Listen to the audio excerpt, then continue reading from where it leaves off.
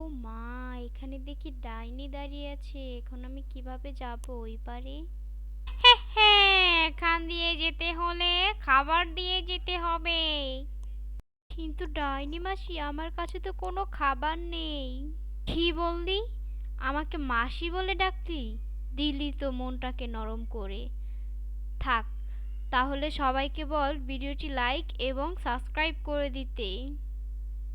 ছোট্ট বন্ধুরা, তাহলে তোমরা সবাই এই ভিডিওটি লাইক এবং সাবস্ক্রাইব করে দাও। আরে বাহ, সবাই তো দেখি তোর কথা মতন লাইক এবং সাবস্ক্রাইব করে দিচ্ছে। তাহলে তুই এখান থেকে যা।